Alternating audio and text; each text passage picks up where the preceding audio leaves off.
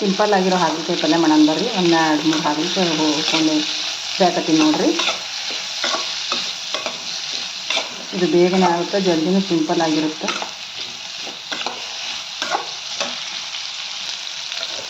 ಚಂದ ಎಣ್ಣೆಗೆ ಫ್ರೈ ಮಾಡಿ ಹಾಗಲಕಾಯಿ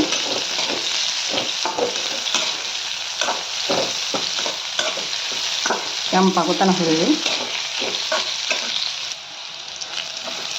ನೋಡಿರಿ. ಚಂದ ಹುರಿದು ಕೆಂಪಾಗುತ್ತಾನೆ. ಎಣ್ಣೆಗೆ ಹುರಿದು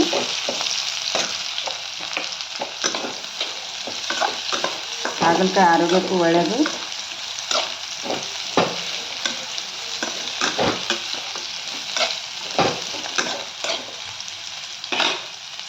ಒಂದು ಗಡ್ಡೆ ಜಜ್ಜಿರು ಬೆಳ್ಳುಳ್ಳಿ ಹಾಕೋರಿ.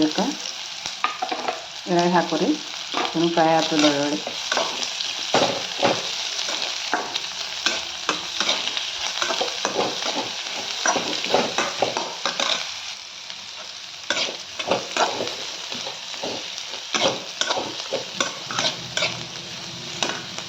ಒಂದು ಸ್ವಲ್ಪ ಇದ್ರಾಗೆ ಜೀರಿಗೆ ಹಾಕೋರಿ. ಮತ್ತು ಚೆಂದ ಬೆಳೆಸ್ತಿದ್ರಾಗ ಒಂದು ಸ್ವಲ್ಪ ಎಣ್ಣೆ ಹಾಕ್ಕೊಳ್ಳಿ, ಒಂದು ಅರ್ಧ ಸ್ಪೂನು.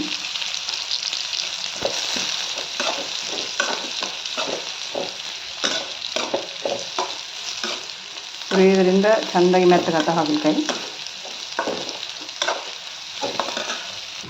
ಒಂದು 4 ಕರಿಬೇವಿನ ಎಲೆ ಹಾಕ್ಕೊಳ್ಳಿ.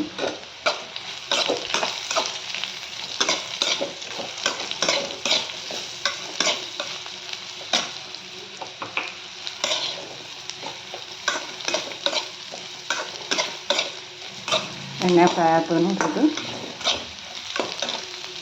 ರುಚಿಗೆ ತಕ್ಕಷ್ಟು ಉಪ್ಪು ಹಾಕ್ಕೊಳ್ಳಿ.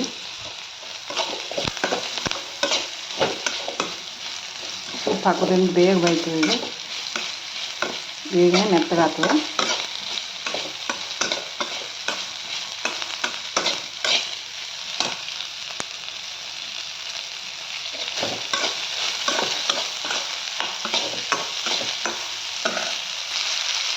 ಒಂದು ಸ್ವಲ್ಪ ಅರಿಶಿನ ಹಾಕೊಳ್ಳಿ.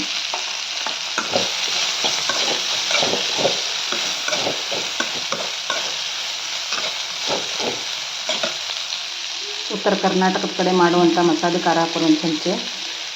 ನಮ್ಮ ಕಡೆ ಉತ್ತರ ಕರ್ನಾಟಕದ ಕಡೆ ಮಾಡ್ತಾರೆ ಈ ಮಸಾಲೆ ಖಾರ. ಒಂದು ಸ್ವಲ್ಪ ನೆನೆಸಿಟ್ಟು ಹುಂಚಿಕಾಯಿ ನೀರು ಹಾಕ್ಕೊಳ್ಳಿ.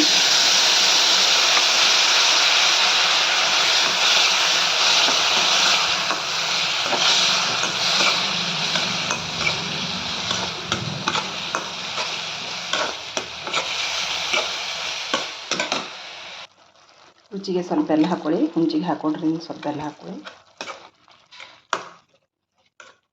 ಹಾಗಲಕಾಯಿ ಪಲ್ಯ ಒಂದು 5 ನಿಮಿಷ ಕುದಿಯಲು ಬಿಡಿ.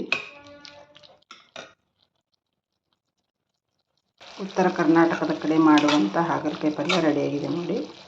ಆರೋಗ್ಯಕ್ಕೂ ತುಂಬ ಒಳ್ಳೆಯದು ಈ ಹಾಗಲಕಾಯಿ ಪಲ್ಯ. ಒಂದು ಸಲ ಮನ್ಯಾಗ ಮಾಡಿ ನೋಡಿರಿ, ರೊಟ್ಟಿ ಜೊತೆ ತುಂಬ ರುಚಿಯಾಗಿರುತ್ತೆ.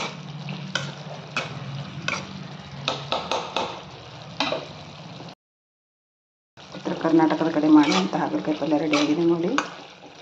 ಆರೋಗ್ಯಕ್ಕೂ ತುಂಬ ಒಳ್ಳೆಯದಿದು. ಒಂದು ಸಲ ಮನ್ಯಾಗ ಮಾಡ್ಕೊಂಡು ಉಂಡ್ರೆ ರೊಟ್ಟಿ ಜೋಡಿ ತುಂಬ ರುಚಿಯಾಗಿರುತ್ತೆ.